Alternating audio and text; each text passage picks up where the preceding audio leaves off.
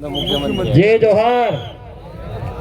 एक बार मैं ये मानगढ़ की धरती, पवित्र धरती पर नारा लगाना चाहूंगा। आपके पसीने तो पहले से छूट रखे हैं, फिर भी ये आवाजें मध्य प्रदेश और महाराष्ट्र और गुजरात और राजस्थान में मुझे इतने जोर से नारा बोलना है आप सभी को।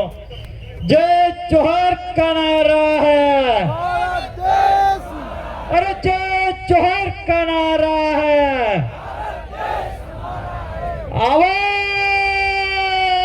तो, अरे जब जब आदिवासी बोल रहा है, अरे जब जब आदिवासी बोल रहा है। खूब खूब धन्यवाद। आज हमारे मानगढ़ धाम के पवित्र धरती पर आप सभी मध्य प्रदेश और महाराष्ट्र और गुजरात और राजस्थान और भी दूर दराज से आए हुए मेहमान, इस मानगढ़ धरती पर मैं आप सभी को नमन करते हुए जोहार करना चाहूंगा। यहाँ मैं बैठा बैठा सुन रहा था और ये लड़ाई आज हमारी आज की नहीं, ये लड़ाई बहुत लंबे समय से हमारे पुरखे लड़ाई लड़ते आ रहे हैं। सन 1913 के अंदर जब हमारे यहाँ पे हमारे पुरखों ने यहाँ पे बलिदान दिया है, उस समय से लड़ाई लड़ते लड़ते यहाँ तक आए हैं। लेकिन उस समय 1913 के अंदर हमारी आवाज को रोक दिया और इस आवाज को 60-70 साल से दबी हुई आवाज को वापस बुलंद हुई हमारे आदिवासी परिवार के बैनर तले। ये हमको तय करना पड़ेगा। आज यहाँ पे जितने भी समाज के लोग आए हैं उनको सबको मैं सम्मान करना चाहूंगा। यहाँ पे एसटी समाज से आदिवासी समाज, एससी समाज, ओबीसी समाज, माइनॉरिटी समाज और हमारे जनरल समाज से राजपूत समाज भी यहाँ पे उपस्थित हुए हैं और यहाँ पे सबसे ज्यादा पब्लिक दिख रही है। इससे यह हवा का रुख बता रहा है कि एक दिन हमारा बिल प्रदेश बन के रहेगा।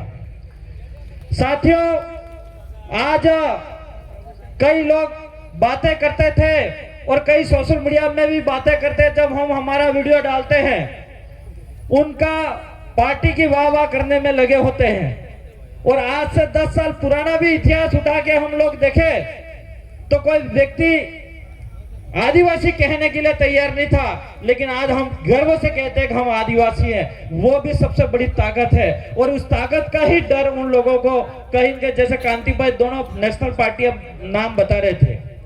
मैं सामाजिक तौर पे ही बात करना चाहूंगा क्योंकि ये राजनीतिक मंच नहीं है, लेकिन हमारे बीच में पार्टी की भी बात करी थी कि राजस्थान की विधानसभा के अंदर जयपुर में भी आवाज गूंज रही है और मध्य प्रदेश के अंदर हमारे भोपाल के अंदर भी आवाज गूंज रही है और गुजरात के अंदर हमारे जो गांधीनगर के अंदर भी आवाज गूंज रही है।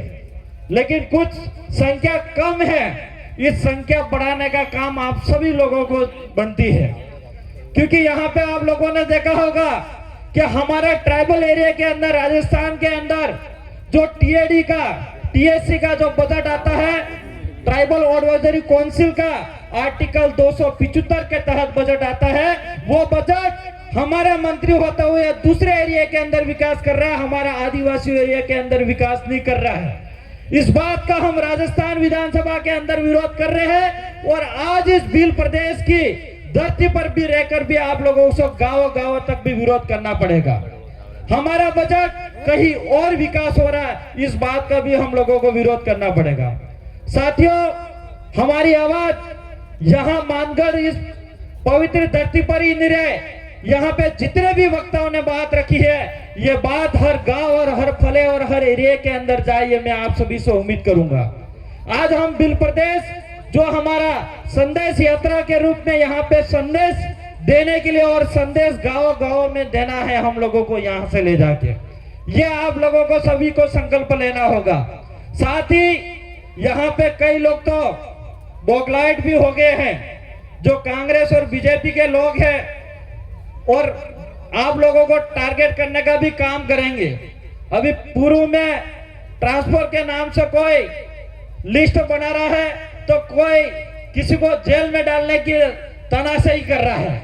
इसलिए हम लोगों को डरने की जरूरत नहीं है। जब 1913 के अंदर हमारे पुरखे हम उनसे नहीं डरे, तो हमको भी इस युग के अंदर नहीं डरना है।